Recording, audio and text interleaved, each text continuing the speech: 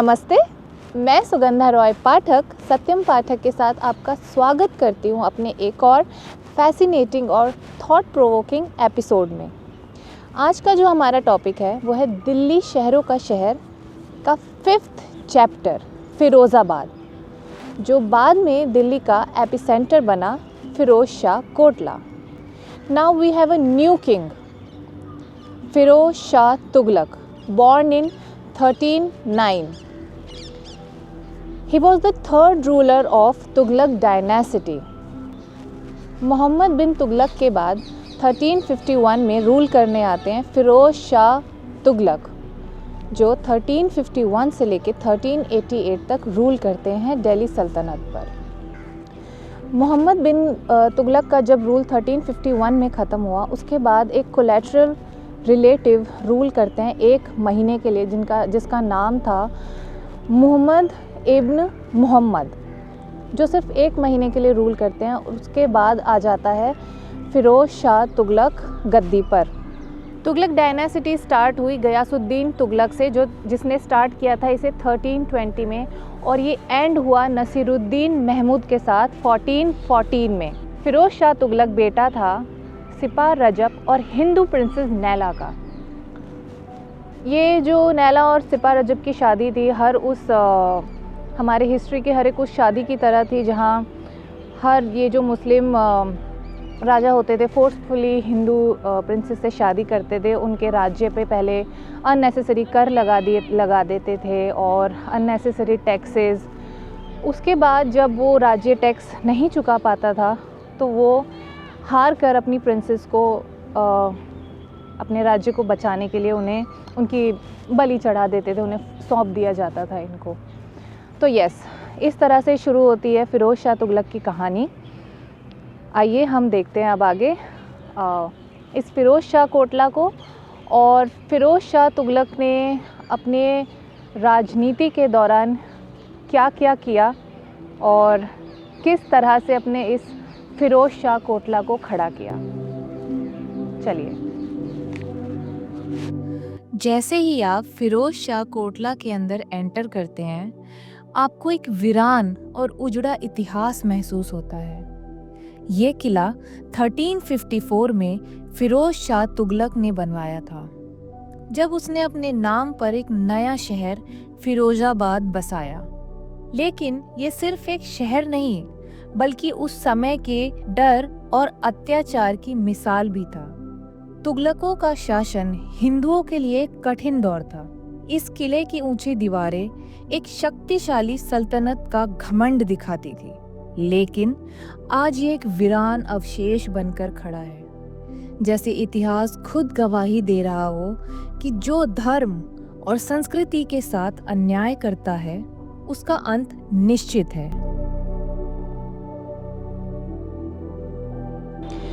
आप सबने सुना ही होगा कि फ़िरोज़ शाह तुगलक एक विजनरी और बेनेवलेंट रूलर के नाम से जाना जाता था, जो कनाल्स और हॉस्पिटल्स बनवाने में बहुत इंटरेस्ट रखता था।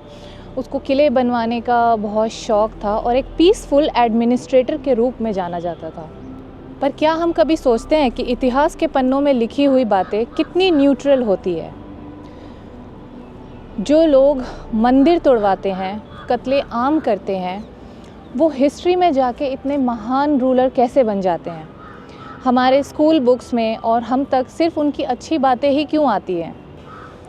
आइए इस वीडियो में हम फ़िरोज़ शाह तुगलक के उन एस्पेक्ट्स के बारे में बात करते हैं जो अक्सर इग्नोर कर दिए जाते हैं या दबा दिए जाते हैं। फ़िरोज़ शाह कोटला किले के अंदर एक बड़ी जामा मस्जिद भी है, जो उस समय दिल्ली के सबसे शक्तिशाली मस्जिदों में से एक मानी जाती थी। इस मस्जिद को हिंदुओं के मेहनत और खून पसीने से बनवाया गया, क्योंकि तुगलकों के शासन में हिंदू शिल्पकारों और मजदूरों को मजबूर किया जाता था कि वे अपनी धार्मिक आस्था के विपरीत जाकर उनके इस्लामिक स्मारक बनाएं। ये वही युग था जब हिंदू मंदिरों को तोड़ा जा रहा था और उन्हीं के मूल सामग्रियों से मस्जिदों और मकबरों का निर्माण हो रहा था।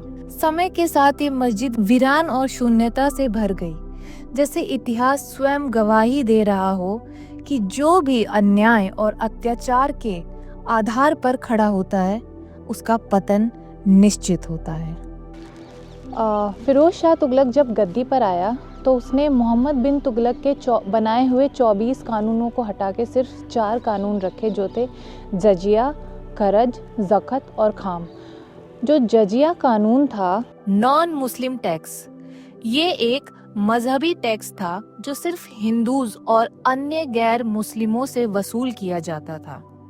इस टैक्स का उद्देश्य हिंदूज को दबाना और उन पर आर्थिक दबाव बनाना था ताकि वे मजबूर होकर इस्लाम स्वीकार करें। ये टैक्स देने के बाद भी हिंदुओं को समाज में दूसरे दर्जे का मान दिया जाता था। दूसरा टैक्स खरज यानी लैंड टैक्स, ये एक जमीन पर लगने वाला भारी टैक्स था जो हिंदू किसानों से उनके कुल उत्पादन का 1/3 हिस्से के रूप में वसूल किया जाता था। ये टैक्स सिर्फ गैर मुस्लिमों पर लागू होता था, जो हिंदू किसानों के लिए एक बड़ा बोझ था।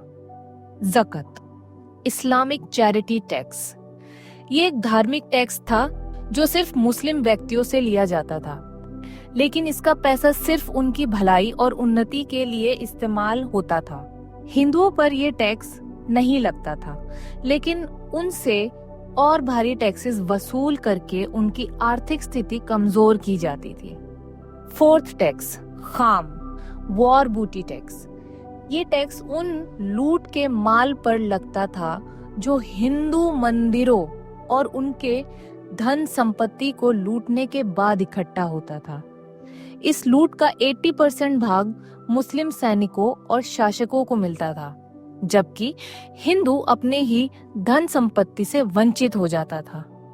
फिरोज शाह तुगलक के शासन में हिंदुओं पर अत्याचार बढ़ाने के लिए कई भारी टैक्सेस लगाए गए, जिसमें से ये मुख्य 4 टैक्सेस थे। इन टैक्सेस के माध्यम से हिंदुओं पर निर्दयता से अत्याचार किया गया ताकि उनकी आर्थिक स्थिति कमजोर हो और वे अपनी धार्मिक आस्था को त्यागने पर मजबूर हो जाएं। फिरोज शाह तुगलक जो दिल्ली सल्तनत का 19th रूलर था, तुगलक डायनेसिटी के अंदर उसको हिस्ट्री की टेक्स्ट बुक में एक पीसफुल एडमिनिस्ट्रेटर और रिफॉर्मर के रूप में दिखाया गया है।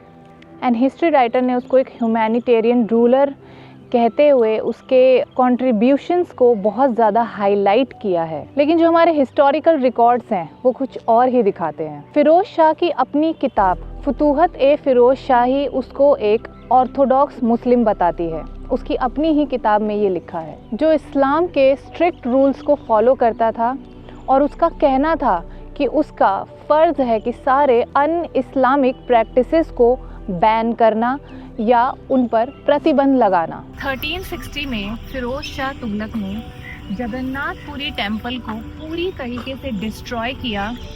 ना ही सिर्फ उसको डिस्ट्रॉय किया बल्कि हजारों हिंदुओं का कत्ल किया वहाँ पर। जगन्नाथ टेम्पल के जो हमारे जगन्नाथ मूर्ति थी उनको डिफेस किया, उसकी नाक पियर्स की और उसे तोड़कर फेंक दिया। जो बाकी के हिडन आइडल्स थे उन्हें मॉस्क के गेट पर रख दिया गया ताकि हिंदुओं को ज़्यादा से ज़्यादा अपमानित किया जा सके, उन्हें नीचा दिखाया जा सके। किले के अंदर एक इम्पोर्टेंट मॉन्यूमेंट है, एक ऊंचा पिरामिड जैसा स्ट्रक्चर जिसके ऊपर अशोका का स्तंभ स्थापित है। ये अशोका पिलर असल में मेरठ के टोपड़ा गांव से लाया गया था, जिसे फिरोज शाह तुगलक ने यहाँ जबरदस्ती शिफ्ट करवाया। ये मौर्य सम्राट अशोका के समय का एक प्राचीन स्तंभ है जिस पर ब्राह्मी लिपि में लिखे गए ज्ञान और धर्म संबंधी शिलालेख मौजूद हैं। इस स्तंभ को यहाँ लाने का एक बड़ा उद्देश्य था, हिंदू बुद्धिस्ट सभ्यता की विरासत को अपनी जीत का प्रतीक बनाना। इस स्तंभ को एक 3 मंजिला पिरामिड आकार के प्लेटफॉर्म पर स्थापित किया गया है, जो आज भी इस किले का एक महत्वपूर्ण हिस्सा है। परंतु ये एक कठिन सच है कि जो शिलालेख कभी धर्म और करुणा का संदेश देते थे, उन्हें ऐसे शासक अपने घमंड और प्रभुता दिखाने के लिए इस्तेमाल करते रहे। आज भी यह स्तंभ हिंदुओं के असली इतिहास का एक जीता जागता प्रमाण है। जो ये बताता है कि भारत की असली विरासत कितनी समृद्ध थी और कैसे इस पर बार बार आक्रमण किए गए। हिस्ट्री एक कॉम्प्लेक्स चीज़ है, हमें सिर्फ नरेटिव पे रिलाई नहीं करना चाहिए। हिस्ट्री को डिसॉर्ट करना एक बड़ा इशू है। एक तरफ Islamic chronicles clearly Firoz Shah के एट्रॉसिटीज़ को डॉक्यूमेंट करते हैं और दूसरी तरफ सेक्युलर हिस्टोरियंस उनको मिस रिप्रेजेंट या अलग तरीके से हमारे सामने प्रेजेंट करते हैं।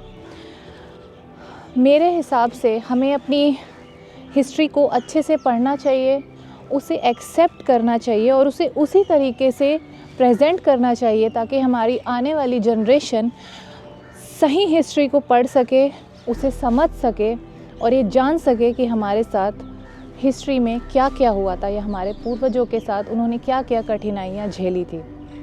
हम आज के समय में इन हिस्ट्री प्लेसेस को देखते हैं, एंजॉय करते हैं कि कितनी ग्रेट वॉल्स हैं, कितने अमेजिंग स्ट्रक्चर्स हैं, कितनी अमेजिंगली इन्हें बनाया गया है। पर मेरा ये मानना है कि हज़ारों का कत्ल करके, लाखों का कत्ल करके खड़ी की गई दीवारें कभी भी ग्रेट या अमेजिंग नहीं हो सकती। कहते हैं कि इन्होंने बहुत बड़ी इमारतें बनाई, ग्रेट स्ट्रक्चर्स बनाए, बट कैसे?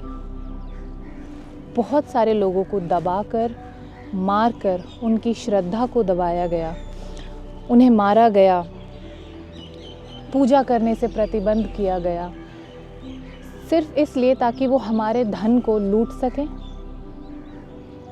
पर मैं सुगंधा रॉय पाठक आज प्राउडली एक बात बोलती हूँ कि इतना सब सहने के बाद भी हम सनातनी आज भी पूरी मजबूती के साथ अपने भारत में हैं। ब्राह्मणों पे लाख अत्याचार करने के बाद भी हम आज सर उठा कर जी रहे हैं। हमारे क्षत्रिय सैमुराई जिन्होंने बहुत सारी फ़ाइट की, वो सभी लोग जिनका इन सब में कंट्रीब्यूशन था, सलाम है उन लोगों को।